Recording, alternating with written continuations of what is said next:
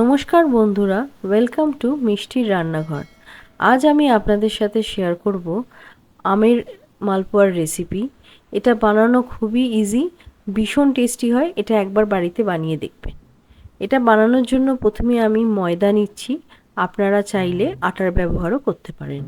এর সাথে সুজি নেব, ম্যাঙ্গোর পাল্প নেব আর নুন নেব।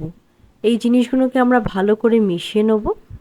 এরপর অল্প অল্প করে দুধ দিয়ে একটা ব্যাটার তৈরি করে নেব।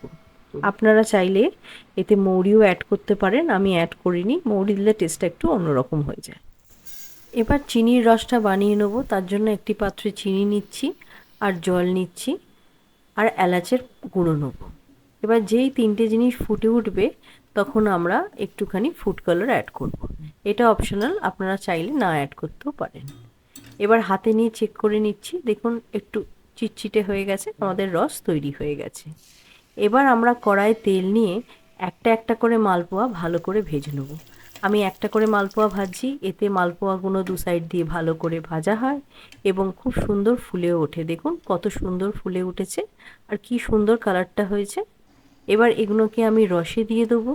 ঠিক 1 মিনিট রেখে আমি তুলে নেব, তাহলেই আমাদের আমের মালপোয়া তৈরি হয়ে যাবে। আমার এই রেসিপিটা ভালো লাগলে লাইক, শেয়ার, কমেন্ট করতে ভুলবেন না। আর আমার চ্যানেলটিকে অবশ্যই সাবস্ক্রাইব করে নেবেন। সামনেই রথ আসছে, এটা বানিয়ে একবার দেখবেন, আপনাদের খুব ভালো লাগবে। ধন্যবাদ।